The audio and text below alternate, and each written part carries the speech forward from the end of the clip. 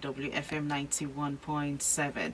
All right, so this is the second day in the month of August 2023, and well, we can only make the best of today because it only comes once and it's here, so make the best use of it. All right, so this is 6 minutes past 12 on the side of the radio, and you're welcome to the big question once again. My name is Rose Yusuf Kaiser. Now, today on the big question, we'll be talking about Nigeria's harsh economy and human trafficking. That is our topic for today. All right, the big question is a program where we bring you where we get to discuss and provide solutions to issues affecting us as a nation and as citizens. The big question comes to you Mondays, Wednesdays, and Fridays at 12:05 p.m. All right, where we get to discuss different issues. Now, do well to be a part of the program on 07000 917 917. Send us a text or a WhatsApp message to 070 317 56537. All right, so once again, you are welcome to the big question. All right, so like I said, this is Women Radio WFM 91.7, and today we're talking about Nigeria's harsh economy and human trafficking. All right, so human trafficking is globally recognized as a modern-day slavery with multifarious negative socioeconomic, legal, and health implications. Now, besides drug trafficking and gun running, human trafficking has become a lucrative business globally and yields an estimated 32 million US dollars annually. Now, traffickers trade on human lives, subject them to gory and traumatic experiences in order to make profit. Human trafficking is therefore the worst form of human rights violations and a gender-based violence against females, who constitute the majority of the victims in the country. Now, regrettably, Nigeria occupies the ignoble position of a source, a transit, and destination country for trafficking. In recent times, the scourge has assumed complex dimensions, become more elusive, shrouded in secrecy, and with the attendant consequences and implications on the life of the on the life of the country. Now, data from the National Agency for the Prohibition of Trafficking Persons and Other Related Matters, NAPTIP, show that 78% of victims of human trafficking in Nigeria fall within the age range of 8 to 27. Children within this age bracket are naturally of school-going age. All right, victims of trafficking miss education opportunities needed for today's globalized world. All right, so a lot of issues actually come up when you talk about human trafficking, and that's why we'll continue to talk about this whenever the opportunity comes. All right, so on 30th, that was on Sunday, was a day against human trafficking. To create more awareness on human trafficking, and there were a lot of roadworks. There were lots of a lot of CSOs that organized different talks, organized different different things to actually create more awareness, all right, on human trafficking. And the more we get to talk about this, the more we get to fight it, because at the end of the day, even if it doesn't happen to you directly, you know somebody that knows somebody that has been trafficked, or that has a relation who has been trafficked before. All right, so and it's definitely a menace in our society, and we're trying to fight it. So to talk about this with me today is Emmy George.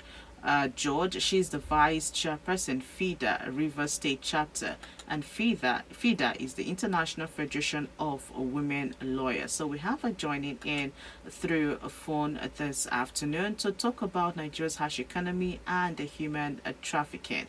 All right, good afternoon, Emmy George. Thank you for joining us. Good afternoon, presenter. Good afternoon to our listeners. Thank you for having me.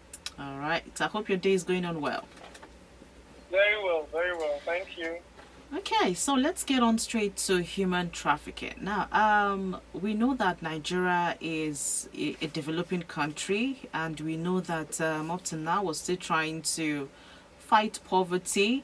We're still trying to get ourselves out of insecurity. We're still trying to, go just live by the day due to what the economy has turned into.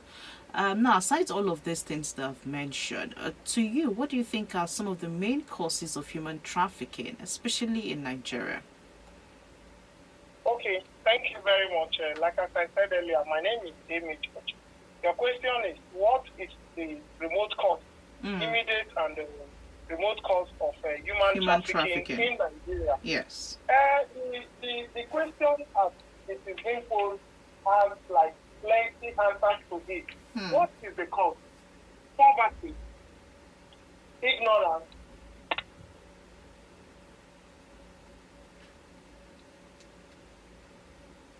Amy George, are you there?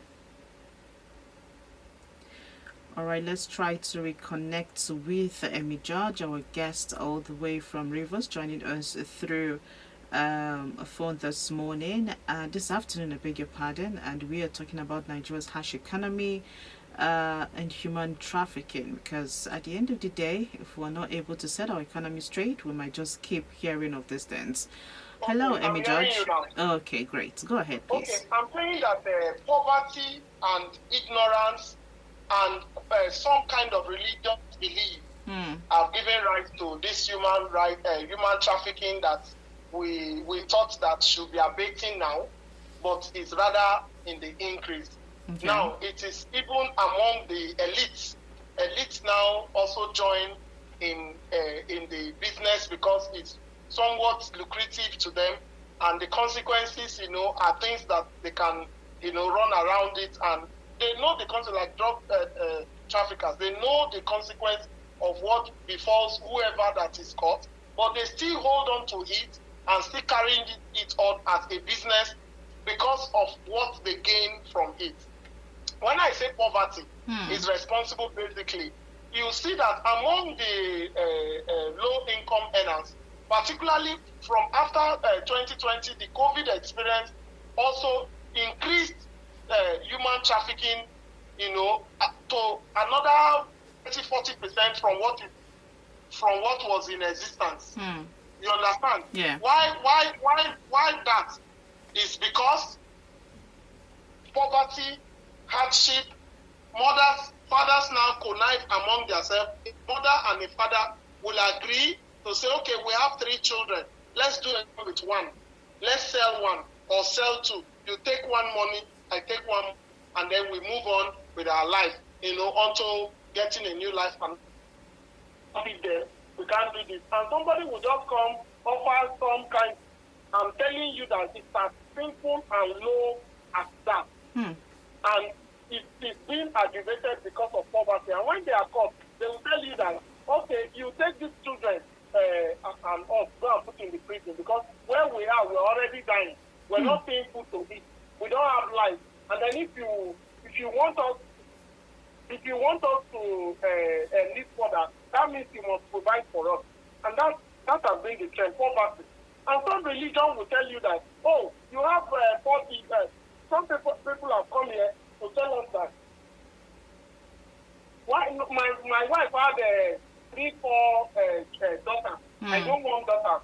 I want a male type. So I want to sell this one, so that 2 of them, so that I can have space to give birth to a male child. Or I can see a woman and give birth to a male child for me in placement of these 2 children. Or you take these 2 children and give us 1 male child.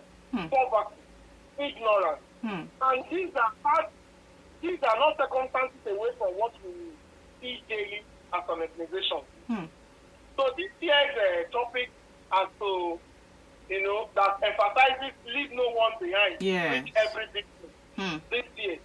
They are victims themselves. They are a victim of poverty. They are a victim of the economy. They are a victim of ignorance. So if you critically look at them to say, no, for doing this is what the law prescribes. You are actually not good to them, because they already know that when they are caught, they will be sent to prison. I don't know whether you understand. Yeah, so sure. Seeing them from where they are going, having been caught, does not make any sense to them. That will want to, why do you think that this is the way out? They will give you content reason that you are physically seeing with your eyes, that this thing is as a result of poverty. Madam, have you seen a man? I'm mad, I'm okay. But I want to sell this child because I know that this child will die before me. That's all. Me, I can endure this hunger. I can go to the bush. I can go to the sea. This child cannot follow me. So let me give it to whoever that can take care of it, so that I will know that my conscience will not blame me that I killed the child. Is this reason not cogent in the ordinary moral eye? It is. It is. It is. So what has given rise to the increase of this whole stage? It is poverty. It is poverty. And it's alarming. The worst is even this one now that we are faced with in Nigeria. It looks as if nobody is reasoning very well again. Every household you go, any person that you meet, they will tell you, look, I even regret for these 3 children who I get there. If I be no say now like this Nigeria go day, maybe I cannot even bother to go to the first, because I know that I cannot take care of myself, want to talk of to take care of his child. And this not cogent. Yeah. And the things happening around our environment, the harshness of the economy is making every other ordinary Nigerians to lose their sense of business. So that's what we're talking about. So in order not to leave them behind, this man and this woman that have legitimately made up their mind that the way out is to sell their child, in order not to leave them behind, we bring them in, look at the areas we can help them in organization, and ensure that they get support. Now, the support we're talking about is not physical support. The one who is not informed is already deformed. So we'll bring them out of that suicidal state where they are. Their lives do not make any meaning to them, and take it on from there. Ensure that the children go to school, or one thing, but at least to avert that essence of trading the children for money. Okay. So that's what it is. It's so pathetic. So how do we go about this thing? We raise awareness through media campaign, advocacy. When they come, when they come to our walk-in clinic, either we run a walk-in clinic where you come in with any kind of complaint, failure to provide for children, domestic violence, gender-based crime and all that. We look at it, and in that sense, most of the crisis, the man will tell you, the woman will tell you, Barrister, if you carry these children, go with it. And then they say, may no carry and go with it. That's the problem. This inside of it, we want to go and do away with the children. So, human trafficking has, in fact, when you look at it in the surface, it's failure to provide. It's not the other people where we born. So we sell them. In begging, say, man, no bet. If I born this one now, he no go sell them. And at the end of the day, that's what we want to do again. We can go on and on. So, in order not to leave them behind, and to make sure that we reach every victim, the primary victims we're seeing now are not the ones that go to steal the children, are the biological parents of these children, whether male or female. So they are the victims that we don't want to leave behind. And in reaching out to them, by the time they put their reason for wanting to do what they are doing, how is to make them see the other side of life that is possible. Remember in the during the COVID era, you see infants was on the increase. Where parents don't go out again, they are locked up in the house. They now see reasons to have sex with their own children or adult teenage children. The same parents do not see anything wrong in having sex because they are locked up in one place, not moving around. That is what is going on now in this era. In fact, from February to July, the number of trafficking parents that we have accosted is alarming. Wow. Parents, so I did not say parents. People that went to parents that want to traffic their kids. Or concluded in trafficking their children. Or one thing led to the business not being successful and they are caught. Parents. He don't marry me. So as a making tell the king, give me my share. Make all of us go. These are parents. Oh wow. So it is so pathetic. It is. Thank you very much, Amy George, for that. In fact, it's almost as if you answered all my questions. All are to go. So, but let's look at our economy right now. How does this actually affect our economy? Because from all you have said, the way the economy is has actually, pushed the issue of human Yes, trafficking to let's another make level. human beings not existing like human beings anymore. Mm-hmm. So, Where the electricity in the air is alarming. How yeah. has this our economy? Do we even have economy in Nigeria anymore? I don't know if we have. I don't know if we have. The way the policies of government have not been favorable to the downtrodden. I thought growing up during secondary school age when they would tell us that policies of government are geared towards the unhelped, unreached, average parents. People, my dear, in this day and time now, you can't say that anymore. You can't say that anymore. The level of, okay, look at it now. Look at it now. Look at the just latest media brochure, what they call it, of the president. Look at all those about something paragraphs that you release. None was favorable to the transforming. Because Nigeria, in the way we behave now, those people, the handlers of those palliatives, it will end up in their houses, it will end up in their, first of all, we even need that. Right now, the average Nigerian, the person in the village, the person in the waterside is shouting that what is going to change our life is that put the refineries together. We don't want this dirty money you are talking about. It won't get to go. Put the refineries together and cause it to work. So that we can bring down the economy in a manner that we too can be able to affect. It is not an asking for too much. It is not an asking for too much. From a government that is so responsible, in fact, I want to be emotional. It is not funny at all. And then when you go out of the street now, you see all sorts of criminality. True. When you want to keep everybody, Nigeria, we're in a war situation, but people are not understanding it because we still have the minimum food to bread, because we still have the minimum one meal to put on our table. We are in a war situation. Poverty has increased crime. Poverty has increased crime. People don't behave like humans. They don't reason like human beings anymore. Oh, wow. The economy affected human trafficking. It's a book that we're going to write about. It's so clear. So we beg our handler, we beg the government of Nigeria, we beg the government of Rivers State to please put policies and programs together that will get to the root of at least making life easy, not allowing the poor to breathe more in this country. Okay.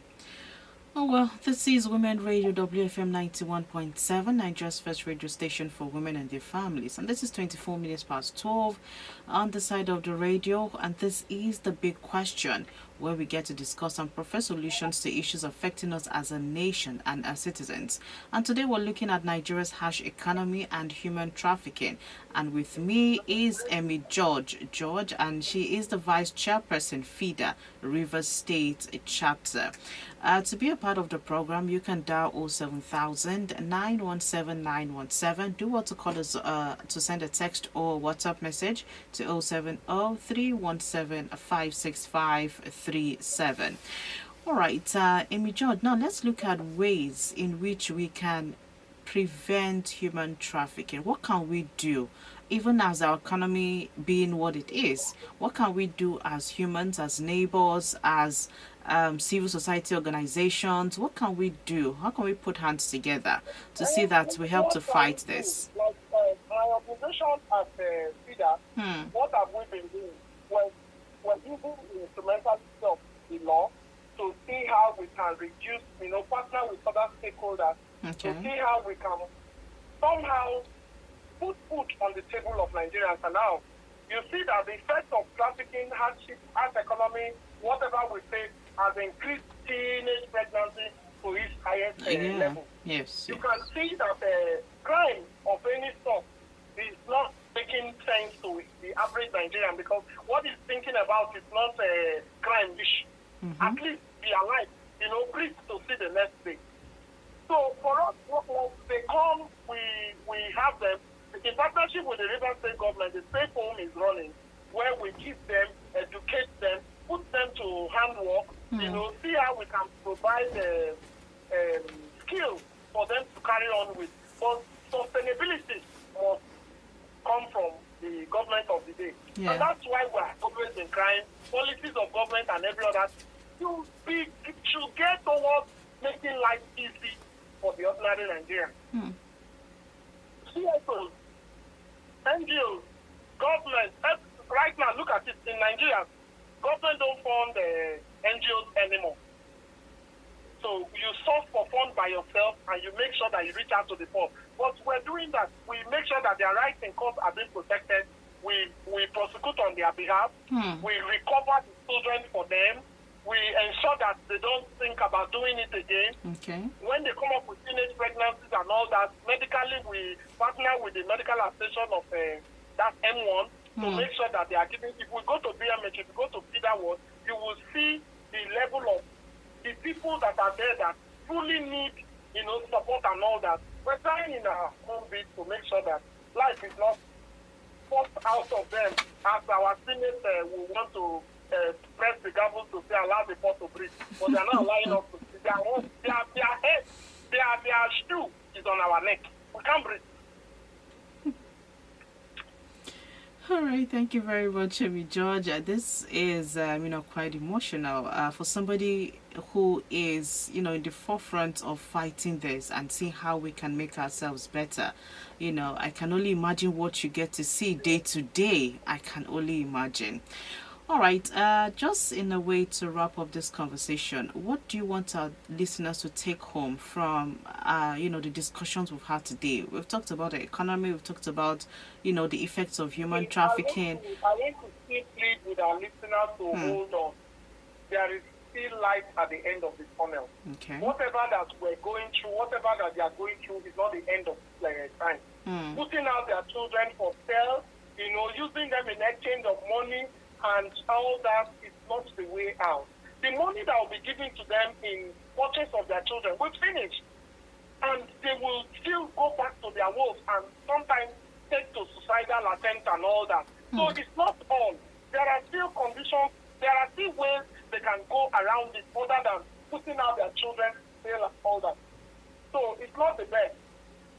Just settle down, reduce your lifestyle to the one that you can afford and all that. And hold on, believing that, in no distant time, everything will turn around for good in Nigeria and we'll breathe again. So my plea with them is not to put out their children for sale in any form or send them to child labor, slavery, and all that. And at the end of the day, the children get to involve themselves in crimes and end up being in prison and live a wasted life and all that. It is still the mother hen that can care for the children. All right, thank you very much for this, and thank you for being a part of our program today. We really do appreciate your input on this and sharing with us, some of the life experiences that you get to face day to day. Thank you so much, Amy George, for being a part of the program. Thank you. Any day, anytime, our doors are open to partner with you in any way that it can be beneficial to the state. All right, thank you. Do have a great day ahead. Thank you. All right, there you have it, dear listener. We've talked about Nigeria's harsh economy and human trafficking. You see how both actually work hand in hand, and we can only hope that we get to a better place in our country. Now, the campaign for World Day Against Trafficking in Persons 2023 aims to raise awareness of disturbing developments and trends identified by the UNODC and the calls on government, law enforcement, public services, and the civil society to assess and enhance their effort to strengthen prevention, identify and support victims, and to end impunity. All right, now global crisis, conflict, and the climate emergency are escalating trafficking issues. Displacement of socioeconomic inequalities are impacting millions of people worldwide, leaving them vulnerable to exploitation by traffickers. Those who lack legal status live in poverty, have limited access to education, healthcare, or decent work, face discrimination, violence, or abuse, or come from marginalized communities and are often the primary targets of traffickers. Like our guests have said today, you find parents who are being pushed to a tight corner due to the economic downturn and the selling of their young ones just to survive or put food on the table. I mean, we can only hope and pray that it gets better, and we'll keep talking about this till we get to a better place in Nigeria. Very special thank you to our guest for today, Emmy George. George, a Vice Chairperson, FIDA, River State Chapter, and FIDA is the International Federation of Women Lawyers, Nigeria. All right, so thank you so much for being there. Do well to tune in again Friday, 12:05, where we'll bring you the big question, where we get to discuss and provide solutions to issues affecting us as a nation and as citizens. All right, a very big thank you to Chinyere Timothy Crown, the producer of the program, and our executive producer, Tom Wakiwale Shonaya. My name is Rose Yusuf Kaiso. Good afternoon. WFM 91.7